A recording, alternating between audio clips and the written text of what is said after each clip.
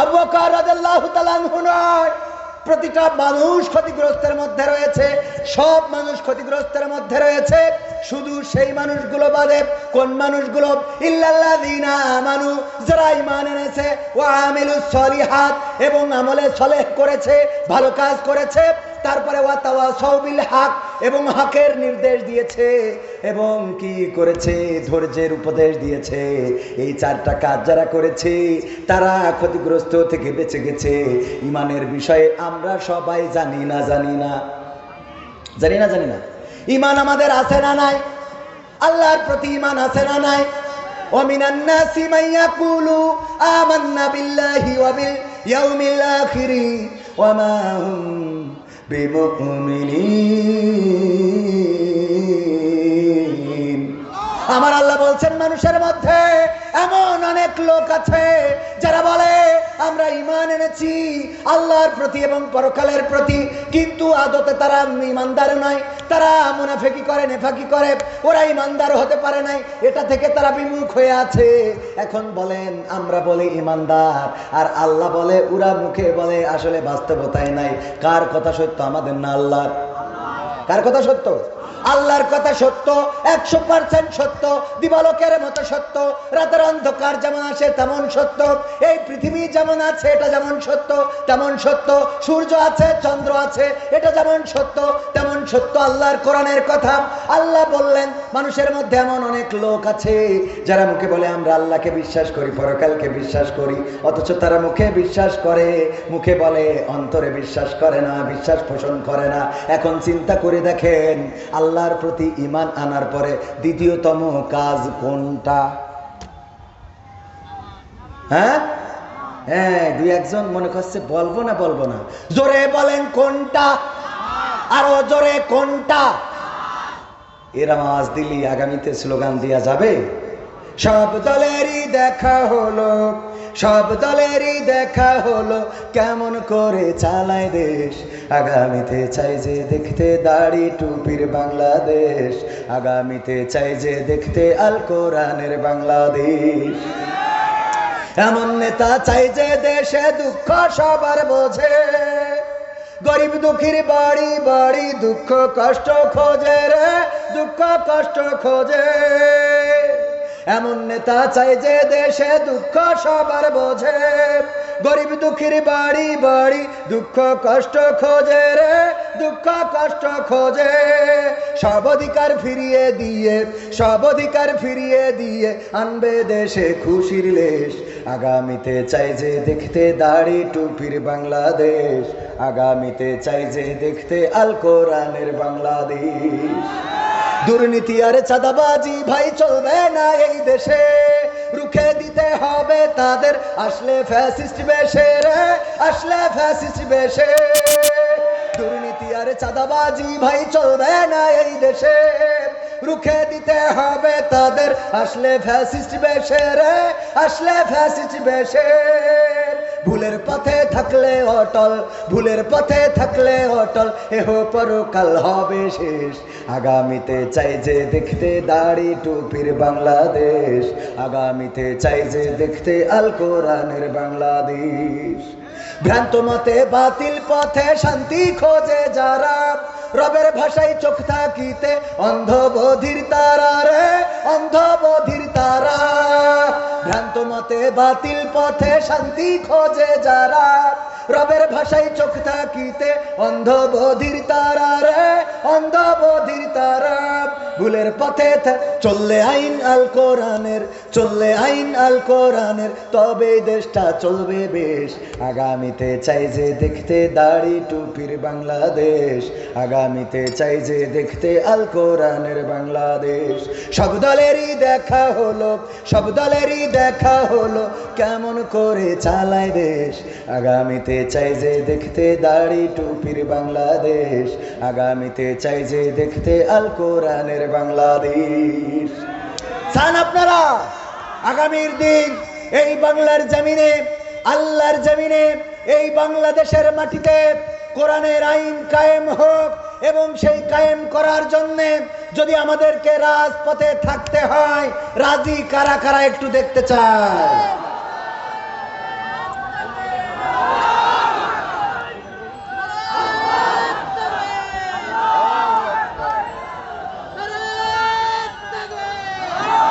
সম্মানিত ভাইয়েরা, যদি ঐক্যবদ্ধ থাকেন, চরমনায় জামাত, হেফাজত, যত ওলামায়ে কেরাম আছে, পাশাপাশি যারা প্রকৃত অর্থে আল্লাহকে ভালোবাসেন, রাসূলকে ভালোবাসেন, তারা যদি ঐক্যবদ্ধ হন, তাহলে বাংলাদেশে 5ই আগস্টে যেমন এক ধাক্কায় আমরা অনেককে বর্ডার পার করে দিয়েছি, আর একটা ধাক্কায় এই জমিনে কোরআনের রাজ কায়েম হয়ে যাবে ইনশাআল্লাহ।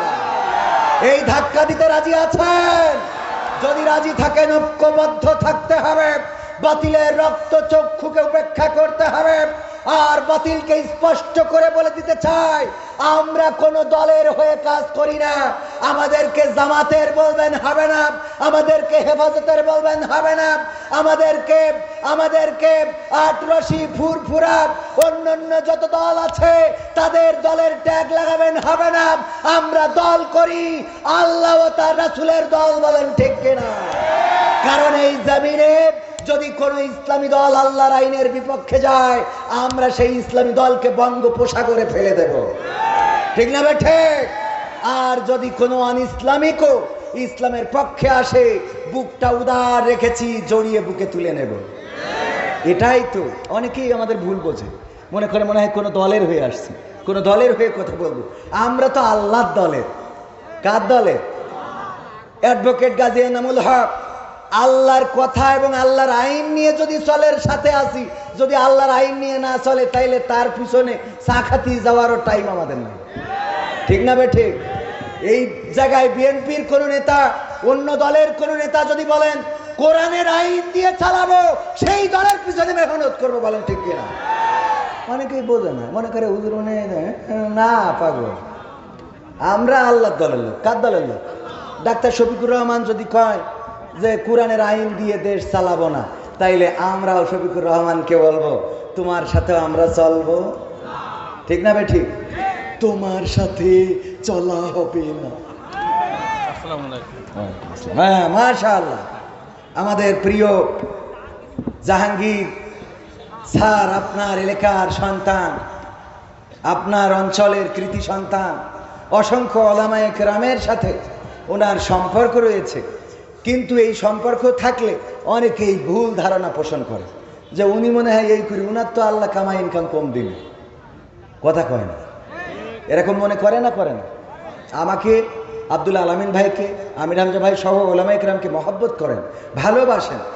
বাতিলের যখন শাসন ছিল সেই সময় উনি আমাদের পাশে ছিলেন।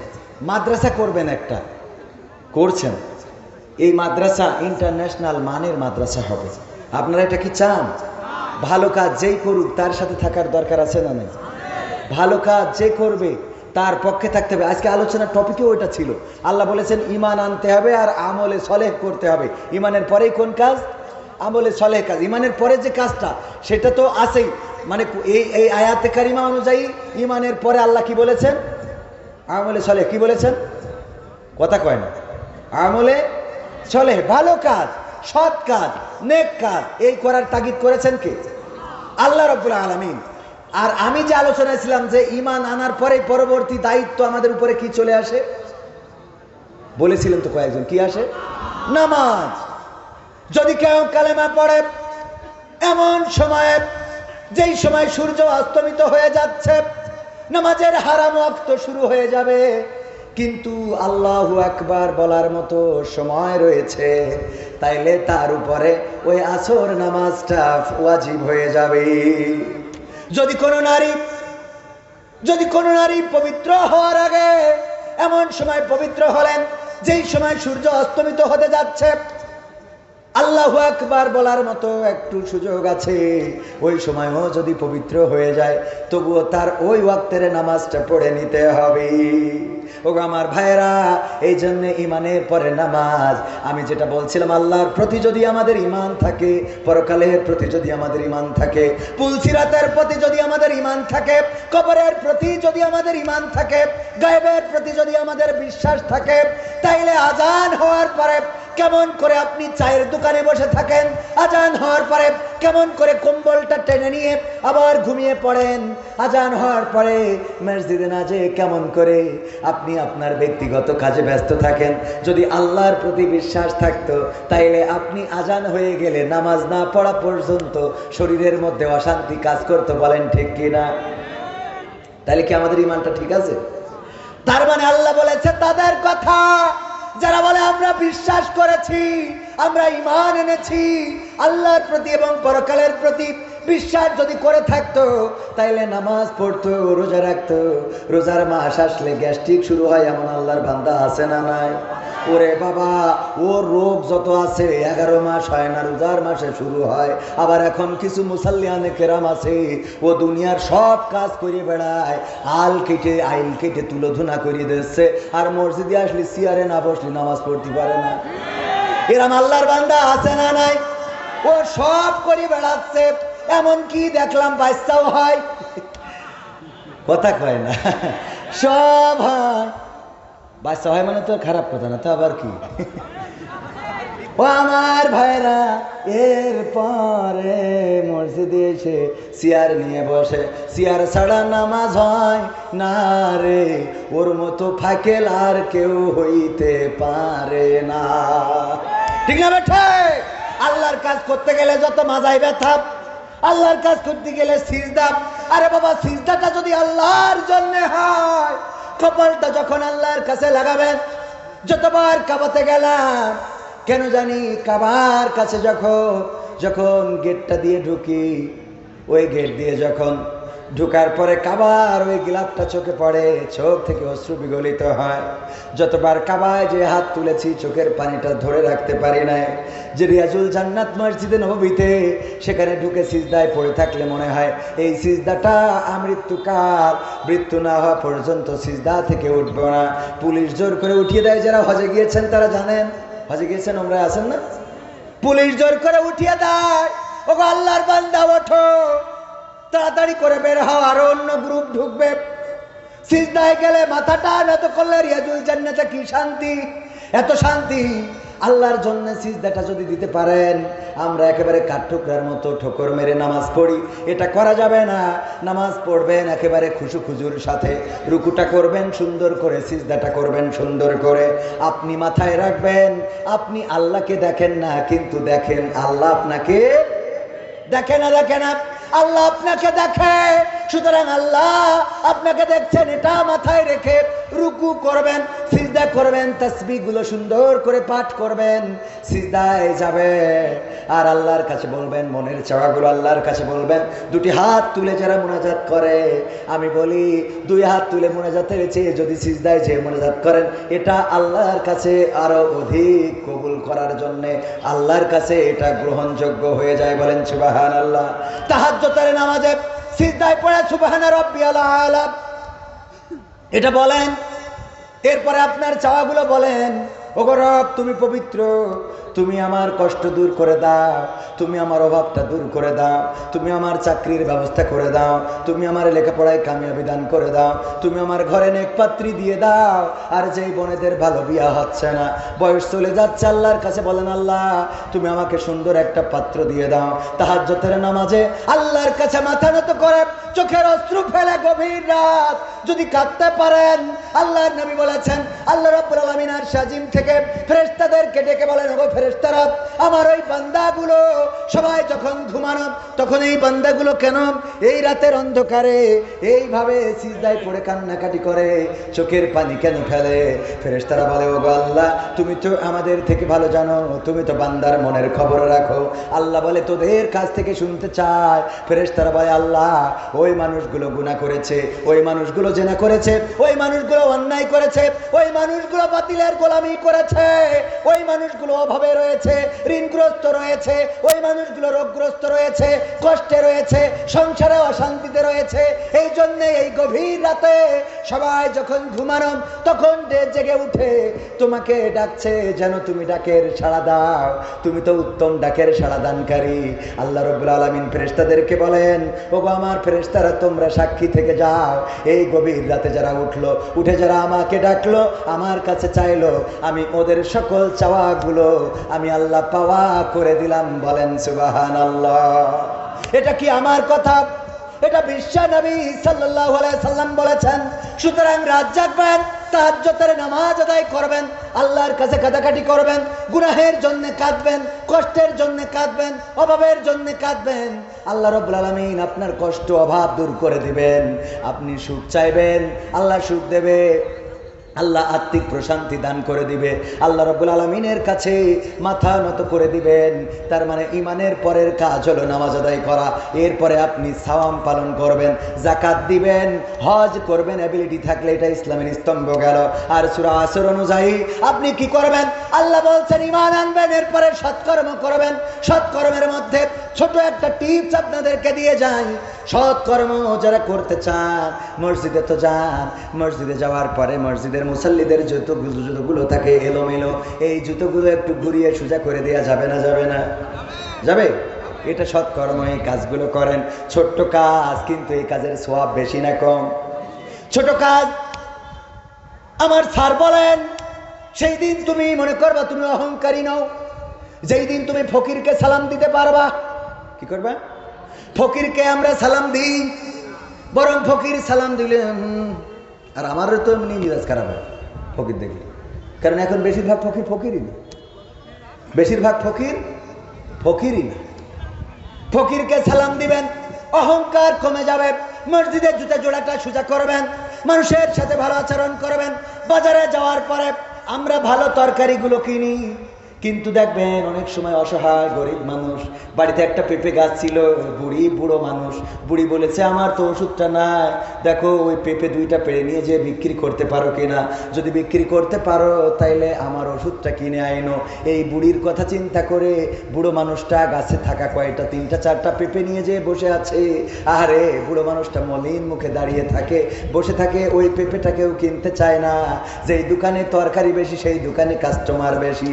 আর এই অসহায় মানবিক এই কাজগুলো, অসহায় মানুষটার এই মানবিক কাজগুলো করতে চায় না। আমলে সলেহ হলো আপনি বাজারে যাবেন, দেখবেন সবচেয়ে কে খারাপ অবস্থায় আছে, কার দোকানে কাস্টমার কম, কার কাছে মালামাল কম, কে ছোট দোকান, তার দোকানে যান, কেনাকাটা করেন, যেন এই মানুষটা স্বাবলম্বী হতে পারে। আপনি ওই পেঁপেটা যদি কিনে আনেন, হয়তো ওই পেঁপেটার মধ্যে বাড়ি বুড়িটার ওষুধ কেনার পয়সা রয়েছে, এই কাজটার জন্য পেঁপেটাও কিনা হইল, আর সোয়াব দিয়ে দিবেন কে? আমলে সলে, বুঝেছেন তো? ছোট কাজ, কিন্তু এই কাজগুলো অনেক বড়, অনেক বড় সোয়াব আল্লাহ রাব্বুল আলামিন আপনাকে দিয়ে দিবেন। সম্মানিত ভাইয়েরা, কথা বেশি বাড়াবো না। বাবা তোমার দরবারে সব পাগলের খেলা। তারপরে আরো গান শুনতে চেয়েছি। ওই সময় বিপদে যখন ছিলাম তখন একটা গান লিখেছিলাম, কিন্তু সেই গানটা ওই সময় গাতি দিত না, একবার গাইছিলাম, গাওয়ার পরে জুতো থুয়ে পালাতি হয়েছিল। বলেন সুবহানাল্লাহ। হ্যাঁ, গণতন্ত্র চিনি না আমি, জানি না গণতন্ত্র, গণতন্ত্র দেখিনি আমি, শুনেছি গণতন্ত্র। এটা ছিল না? কথা কয় না? গণতন্ত্র চিনি না আমি, জানি না গণতন্ত্র, গণতন্ত্র দেখিনি আমি, শুনেছি গণতন্ত্র, গণতন্ত্র চিনি না আমি, জানি না গণতন্ত্র, গণতন্ত্র দেখিনি আমি। হ্যাঁ, ও তো মাথায় আসে, টেনশন করার দরকার নেই। শুনেছি গণতন্ত্র, শুনেছিলাম আমি বাংলাদেশে গণতান্ত্রিক রাজা, যখন যারে মনে চেয়েছিল ধরে দিয়েছিল সাজা। ঠিক না বেঠে? শুনেছিলাম আমি বাংলাদেশে গণতান্ত্রিক রাজা, যখন যারে মনে চেয়েছিল ধরে দিয়েছিল সাজা। কাউকে দিয়েছিল ফাঁসির দণ্ড, রেখেছিল আয়না ঘরে, কাউকে আবার লাশ বানিয়ে ভাসিয়েছিল সাগরে। কাউকে দিয়েছে ফাঁসির দণ্ড, রেখেছে আয়না ঘরে, কাউকে আবার লাশ বানিয়ে ভাসিয়েছে সাগরে। করেছে সব কিসের জোরে? ছিল কি দাদার মন্ত্র? কেমন গণতন্ত্র ছিল, কেমন গণতন্ত্র? গণতন্ত্রের আড়ালে ছিল মোদির ষড়যন্ত্র। কেমন গণতন্ত্র ছিল, কেমন গণতন্ত্র, গণতন্ত্রের আড়ালে ছিল দাদার ষড়যন্ত্র। শুনেছি আগে নির্বাচনে লাগতো টাকার নোট, দেখেছি আমরা ভোট করিতে লাগেনি কোনো ভোট। লেগেছে বলেন? ভোট তো লাগেনি। এমন অবস্থা ছিল, এক মুরব্বী ফজরের নামাজ পড়ে ভোটের মাঠে গিয়েছে। যাওয়ার পরে বলল, বাবা আমার নাম্বারটা কত দেখো। দেখে আমার ভোট দেওয়ার স্লিপটা দাও।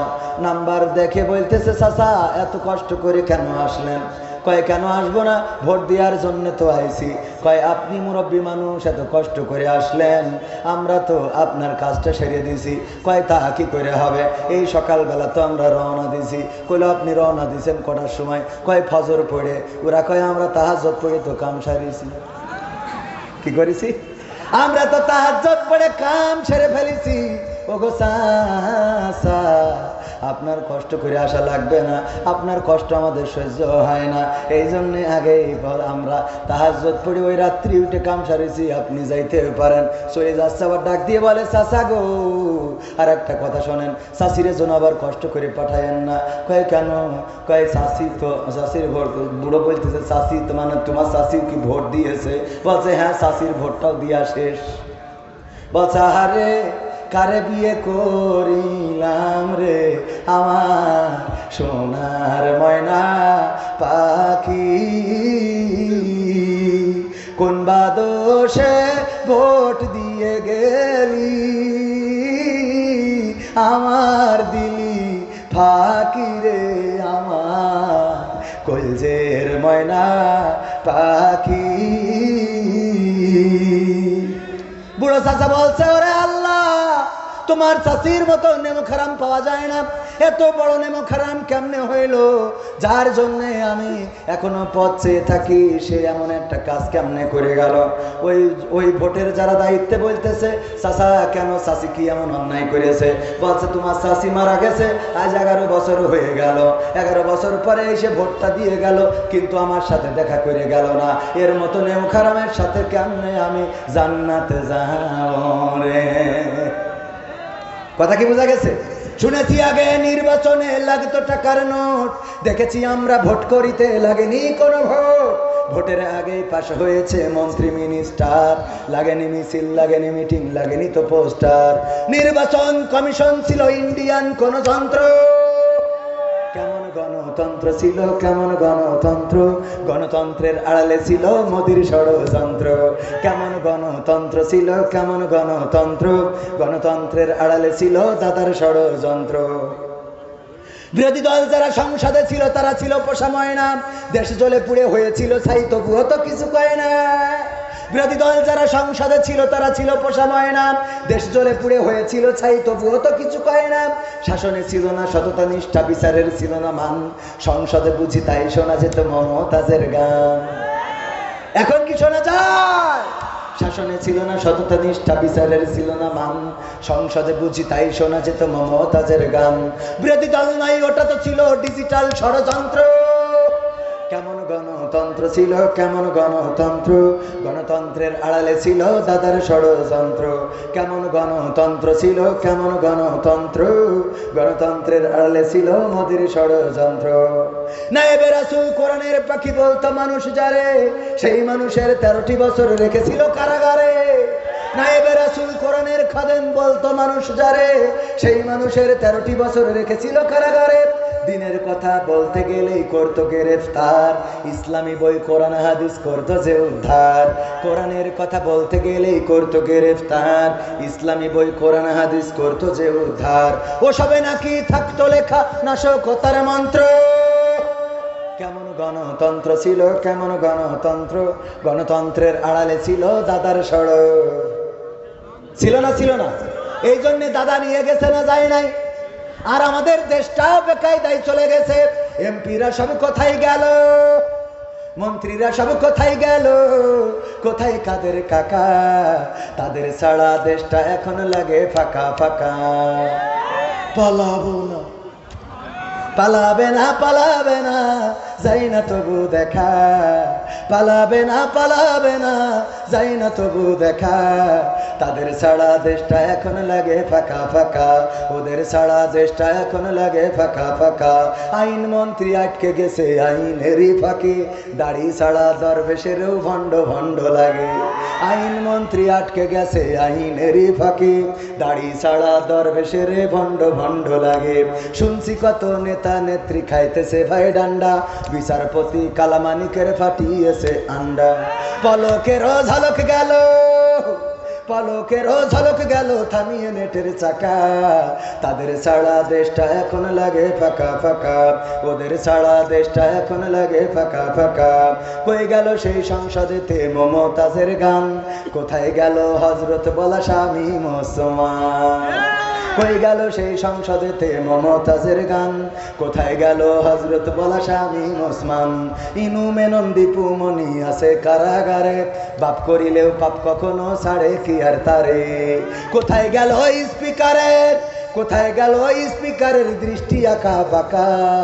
তাদের ছাড়া দেশটা এখন লাগে ফাঁকা ফাঁকা, ওদের ছাড়া দেশটা এখন লাগে ফাঁকা ফাঁকা।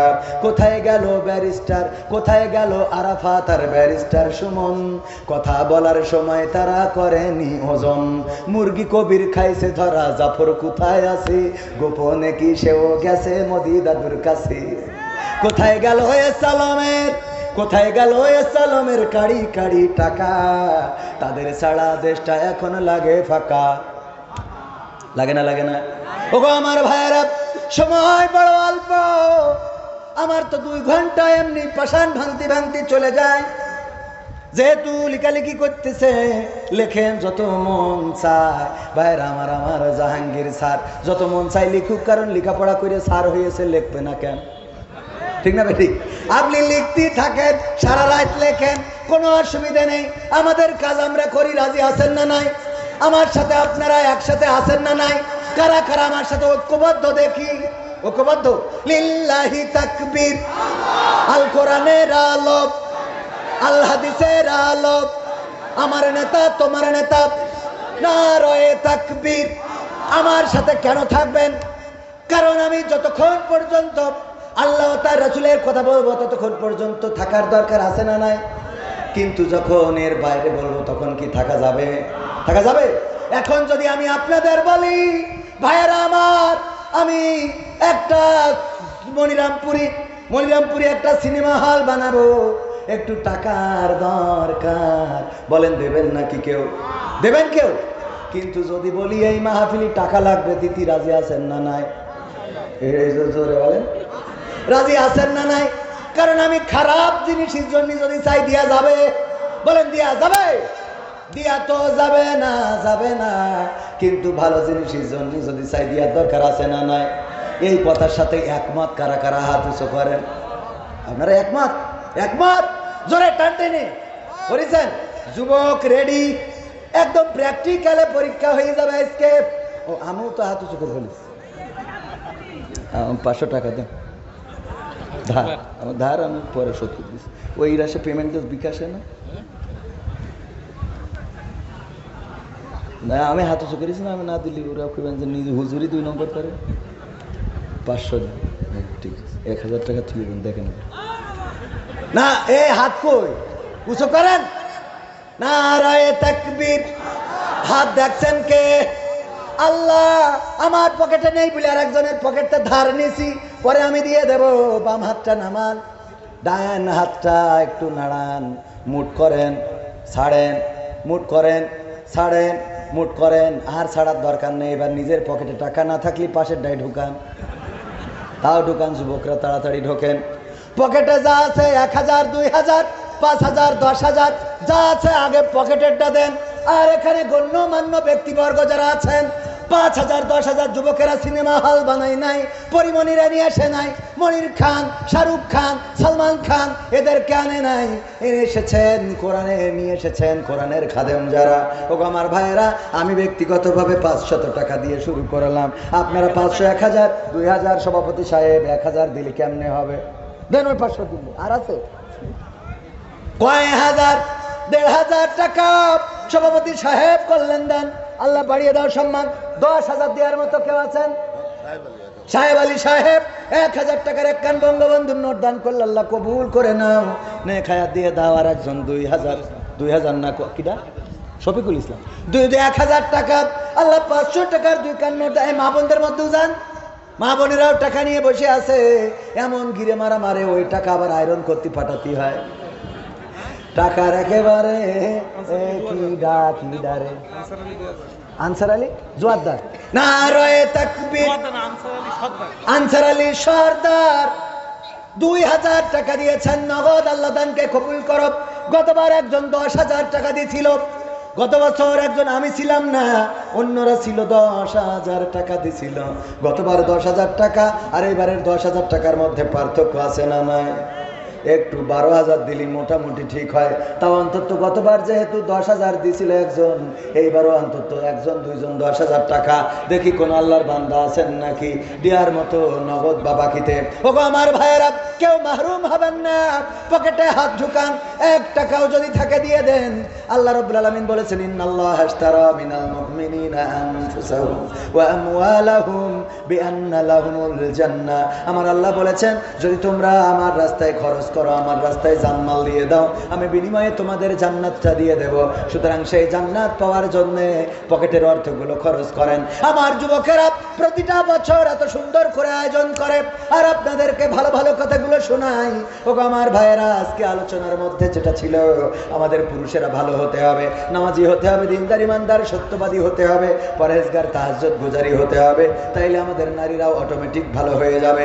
আর যদি ভালো না হয় রে, তাইলে ওই নারীর বাইরে বিকল্প আবার বিয়েও করা যাবে। ওগো আমার ভাইরা, এটা হলো আমাদের আপনাদের প্রতি নসিহা।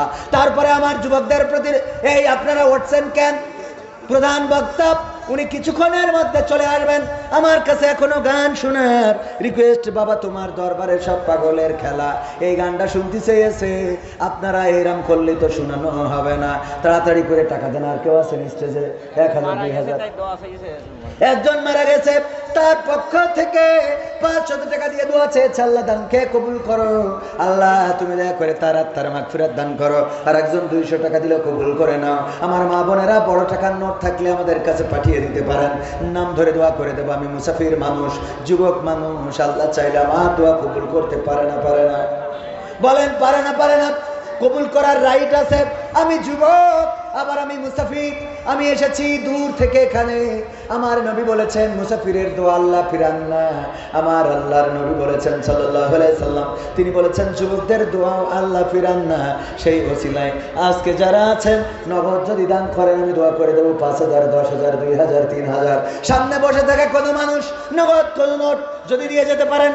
আরেকজন কিটা 100 টাকা দিয়েছে, আল্লাহ দানকে কবুল করে নাও, নেক হায়াত দিয়ে দাও, মনের স্বপ্ন পুরা করে দাও। আর কে আমার মাদ্রাসা করবেন? আমার যে মাদ্রাসা করবেন, নামটা সুন্দর একটা নাম লিখেছে মাদ্রাসার, দারুল কুরআন হাফেজিয়া মাদ্রাসা, ওই তিনখানা কোদলাপাড়া পূর্বপাড়া। আমার স্যার এই মাদ্রাসার উদ্যোগটা নিয়েছেন, শিক্ষা অনুরাগী মানুষ। আল্লাহ এই মাদ্রাসাটা কবুল করে নিন। সেই মাদ্রাসার ওসিলায় কিছু আল্লাহর রাস্তায় দান করে দিন। 12ই ডিসেম্বর, কতই ডিসেম্বর?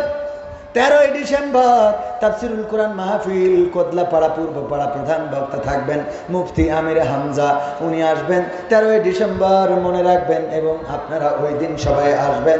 আল্লাহ আমাদের সকলকে আসার তৌফিক দান করুন, বলেন আমিন। কেউ আর দেবেন 2,000 1,000 আমার হাতে। গণ্যমান্য ব্যক্তিবর্গ, স্টেজে যারা আছেন, সামনে যারা আছেন, আল্লাহর রাস্তায় দান করলে আল্লাহ নিয়ামত বাড়িয়ে দিবেন। আল্লাহর রাস্তায় খরচ করলে আল্লাহ নিয়ামত বাড়িয়ে দিবেন।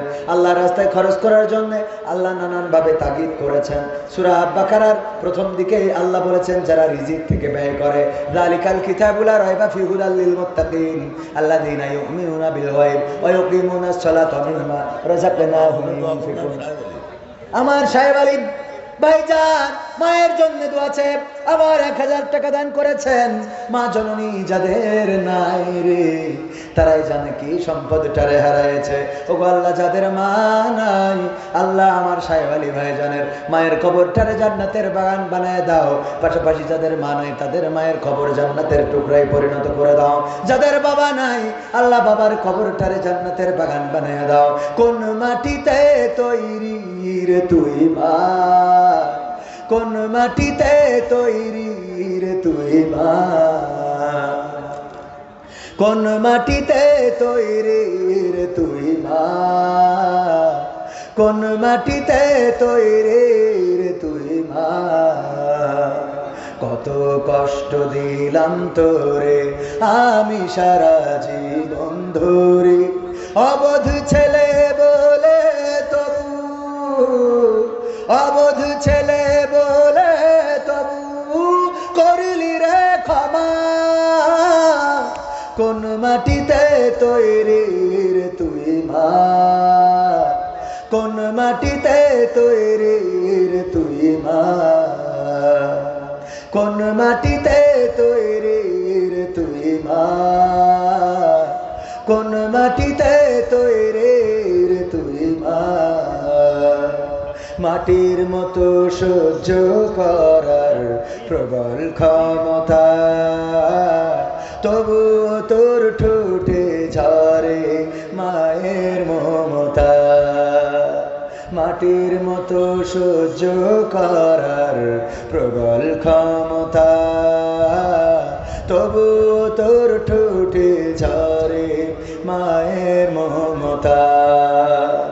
তিন ভুবনের স্বর্গ শুধু,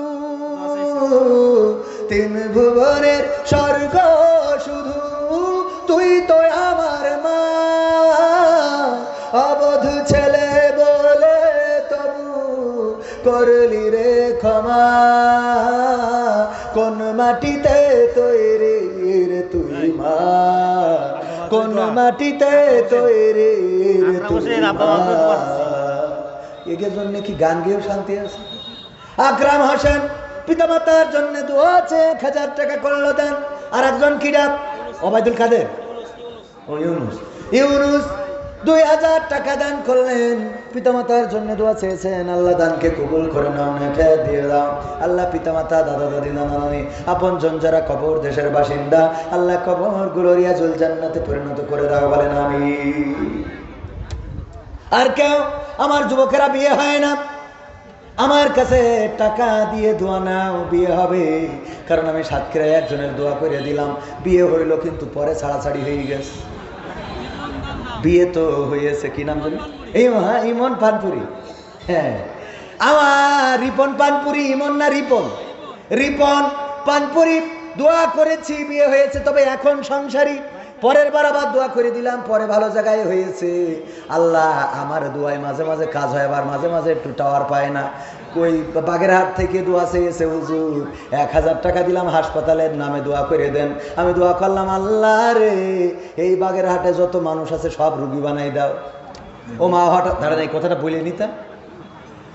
হঠাৎ পরের দিন দেখি আমার কাছে মেসেজ দিয়েছে, হুজুর গো কি দোয়া করে দিয়েছেন, আজকে উপরের তে লোক এসে, পুলিশ এসে আমাদের হাসপাতালে 1 লাখ টাকা জরিমানা করতে গেছে।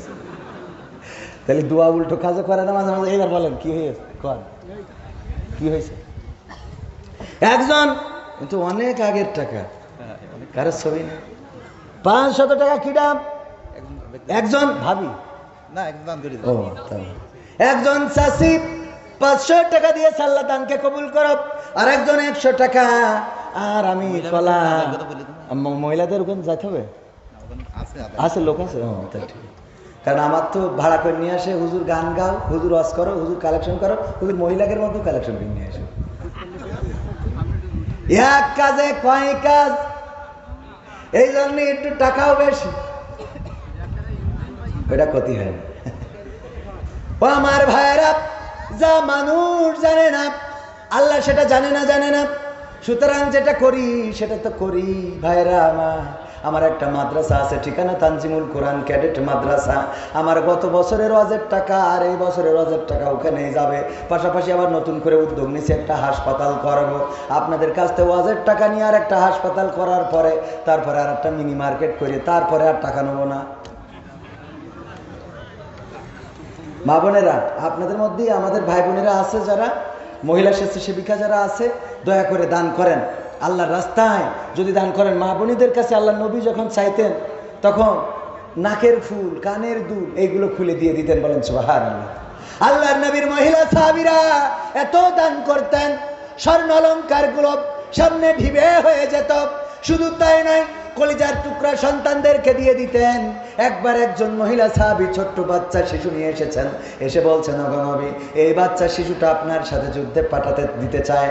বলল, এই নেদা বাচ্চা, এই ছোট বাচ্চা যুদ্ধের ময়দানে নিয়ে যেয়ে কি করব? এই ছোট বাচ্চাটা না যুদ্ধ করতে পারবে, বরং তারে ধরার জন্যই তো আরো লোক লাগবে, আমাদের তো যুদ্ধে আরো ব্যাঘাত ঘটে যাবে। ওই সাহাবী বললেন, ওগো নবী, আমি জানি আমার সন্তান যুদ্ধ করতে পারবে না, আমি জানি আমার সন্তানের যুদ্ধ করার মতো শক্তি সামর্থ্য এখনো হয় নাই, কিন্তু নবী গো, আপনার সাথে যুদ্ধ করার সৌভাগ্য এই সন্তান বড় হওয়া পর্যন্ত এই সন্তান কি পাবে আপনার সাথে যুদ্ধ করার সৌভাগ্য? এই জন্য আমি চেয়েছি আমার সন্তানকে আপনার সাথে যুদ্ধে পাঠাবো। ওগো নবী, আমার সন্তান তরবারি ধরতে পারবে না, আমার সন্তান তীর নিক্ষেপ করতে পারবে না, কিন্তু আমি এটা বিশ্বাস করি, যদি কোনো তীর আপনার দিকে ছুড়ে দেয়, ওই তীর যদি ছুটে আসে, আমার সন্তানকে ঢাল হিসেবে ব্যবহার করতে আপনি পারবে। খানেসা রাদিয়াল্লাহু তাআলা আনহা সন্তান, চারটা ছেলে সন্তান, ডাক দিয়ে বললেন, ওগো আমার সন্তান, যুদ্ধে চলে যাও। বিশ্ব নবী মুহাম্মদ সাল্লাল্লাহু আলাইহি ওয়াসাল্লাম যুদ্ধের জন্য ডাক দিয়েছেন, যাও ফজরের নামাজ আদায় করে যুদ্ধে চলে যাও। চারটা সন্তানকে ডেকে দিলেন, উঠে চলে গেল যুদ্ধের ময়দানে। যুদ্ধ করতে করতে করতে করতে চারটা সন্তান শহীদ হয়ে গেল। খবর আসলো খানেছা রাদিয়াল্লাহু তাআলা আনহার কাছে, ওগো খানেছা, জানো নাকি তোমার কলিজার টুকরা চারটি সন্তান আজকে বিশ্ব নবীর সাথে যুদ্ধে গিয়ে শহীদ হয়ে গিয়েছে। খানেছা রাদিয়াল্লাহু তাআলা আনহা তাড়াতাড়ি করে দুটি হাত আল্লাহর কাছে তুলে দিলেন আর বললেন, ওগো আল্লাহ, তুমি আমার চারটা সন্তান বলে সম্পদ দিয়েছিলে, আমার সন্তান ছিল আমার সম্পদ, এই ছাড়া তো আমার সম্পদ কিছু ছিল না। ওগো আল্লাহ, আমি পরকালের ময়দানে তোমার কাছে কি আমল নিয়ে দাঁড়াবো এই চিন্তায় পেরেশান ছিলাম, সেই চিন্তা থেকে আজকে মুক্ত হয়ে গেলাম। আল্লাহ, আমার চারজন কলিজার টুকরা সন্তান, যাদেরকে বুকের দুগ্ধ দিয়ে আমি মানুষ করেছি, যাদের পায়খানা পোশাক পরিষ্কার করেছি, যাদের কষ্ট, যাদের জন্য দিন রাত পরিশ্রম করেছি, কষ্ট করেছি, সেই চারজন সন্তান আমি তোমার নবীর সাথে যুদ্ধে দিয়েছিলাম, চারজনই শহীদ হয়ে গেছে। আল্লাহ, পরকালের ময়দানে যেদিন আমার ডাক দিয়ে বলবা, ওগো খানেসা, তোমার কোন আমল আছে, সেই আমলের জন্য আমি তোমার জান্নাত দিতে পারি। আল্লাহ, আমি তোমার কাছে বলবো, মাবুদ, আমল তেমন করতে পারি না, আমার চারটা কলিজার টুকরা তোমার নবীর সাথে যুদ্ধে দিয়েছিলাম, শহীদ হয়েছে, আমি চারজন শহীদের মা, এই ওসিলায় যদি তুমি চাও তাহলে আমারে ক্ষমা করে দিতে পারো। বলেন আল্লাহু আকবার। এমন ছিল আমার বিশ্ব নবী সাল্লাল্লাহু আলাইহি সাল্লামের মহিলা সাহাবাগণ, পর্দা করতেন, সন্তান স্ত্রীরা পর্দা করে চলতেন। আমার মা বোনেরা এখন পর্দা করেন। আল্লাহ বললেন, ওয়া করনা ফি বুয়ুতিকুন্না ওয়ালা তাবাররাজনা তাবাররুজাল জাহিলিয়াতিল উলা। ও নারীরা, তোমরা পর্দার মধ্যে থাকো, দোয়া চলে গেল। একজন মহিলা 500 টাকা দিয়েছে, নাম বলতে নিষেধ করেছে, আর মহিলা মেম্বার 500 টাকা দিয়েছে, আল্লাহ দানকে কবুল করে না। তারপরে কিটা দিয়েছে, আর একজন দিয়েছে 300 400 সাড়ে না 500, আল্লাহ কবুল করে না। আর এক মহিলা 1000 টাকা বাবার জন্য একটু দোয়া চাই। মাশাআল্লাহ, আল্লাহ আমাদের একজন বোন 1000 টাকা দিয়েছেন, বাবার জন্য দোয়া চেয়েছেন। মা বোনেরা জানে বাবা কি জিনিস, যেদিন বিয়ে দেয় মা হাও মাও করে কাঁদে, কিন্তু বাবা হাও মাও করে কাঁদতে পারে না।